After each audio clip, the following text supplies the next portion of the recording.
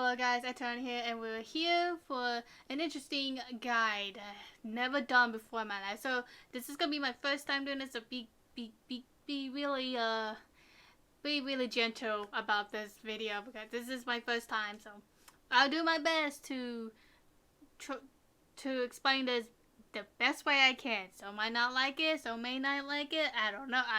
Oh, some might just hate. I don't know. So this video will be about how to make a VGC team or how to get to Pokemon VGC. I get this a lot in my DMs.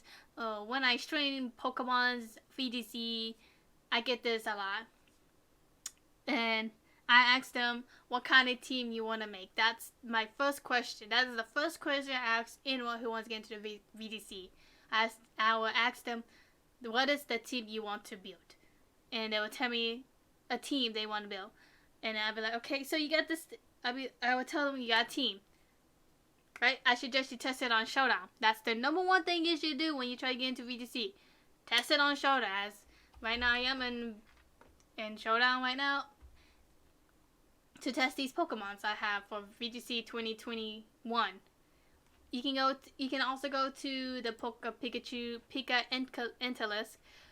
Pretty sure I'm saying that correctly. You go there. There's a team builder you can go, and this is the team. I have one already done. Once you got these teams done, you can look through there's Pokemon you want that you can choose from. The IVs, the nature, the movesets, all that. Let's see. I think this is. Oh man, I think I messed up the Feeny. Give me a minute. Oh.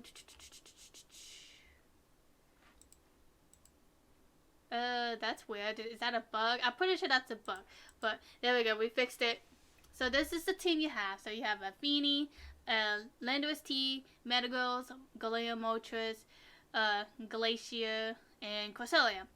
And it's like, okay, how do I put this into Showdown? Well, there is a export to Showdown. You just copy it on, paste it, and then you go to team build, and then add new team, and just paste it, and you're done. There you go, and you're done. That's the team build you made, and then you just go to format VGC 2021, and then that's the team right here. And then you can just test it in Showdown.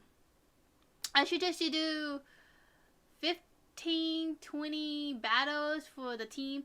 If the team you made doesn't work out, you can just keep changing the team before you test them in the VGC rank. You can just change around. If this doesn't work, you can just change. You can also change the Pokemon you don't want in it. You just constantly change it if you don't like the team. More like if you don't like the team, or if this team doesn't fit with this team, or this Pokemon does not fit with this team, you can change that. Or if the movesets doesn't test out or go out too well, you can change the movesets. Anything in Showdown is the best place to test everything. VGC is like the best. It's like the best spot to test stuff.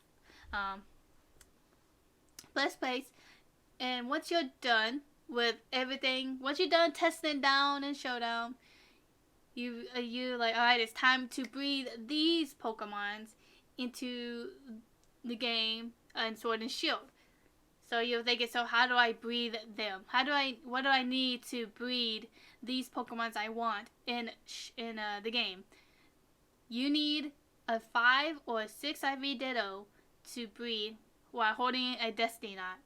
So the Ditto can pass its IV spread to the Pokemon you're breeding, and we give the IVs to that Pokemon. So what does IV stands for? Individual values, which means hidden numbers, which dictates Pokemon's better but good or bad stats for that same species you're breeding. Like if you're breeding Metagross, what each stats of the IVs will be bad or good. Now you just have to look at these IVs and make sure they're correct. if this is the stats you want, if those are not the right stats, keep breeding. Or the nature, you just keep breeding and breeding the Metagross. Make sure you put the Metagross as well within the Ditto. If it doesn't have the nature you need, just leave it the way it is. Make sure it's not holding anything, and it will breed. And you just go one of the daycare centers in Route 5 or the water area, and you just breed it from there. So you just gotta keep breeding and breeding until you get the nature and the IVs you want. And once you get those two things you want in your Pokemon, you can give it them. You can now trade them in EVs.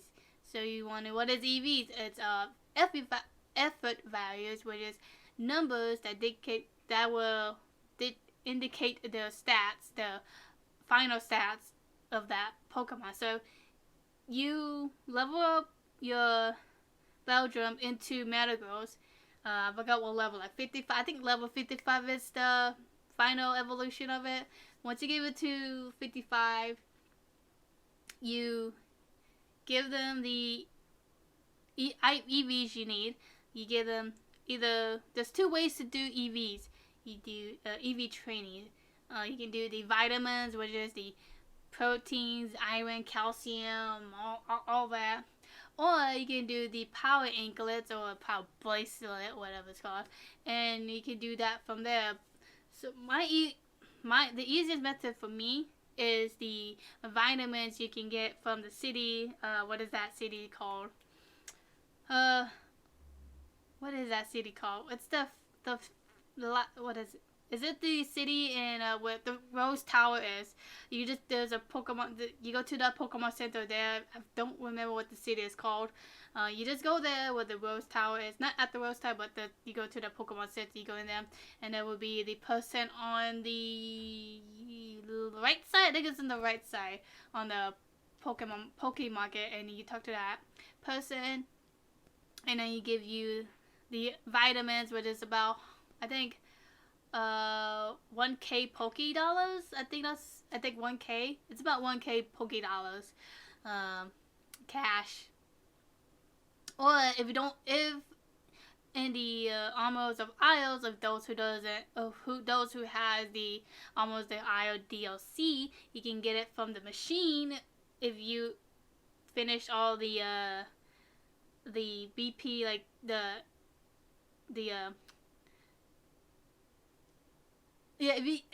what is, I can't like get the word out of my head. What is the dojo? There we go, the dojo.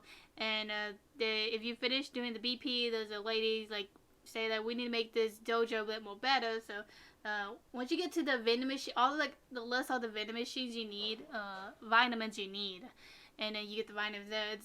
That's also an easier method to do. It's less expensive, but it's easier because it gives you like the numbers of the vitamins and all that.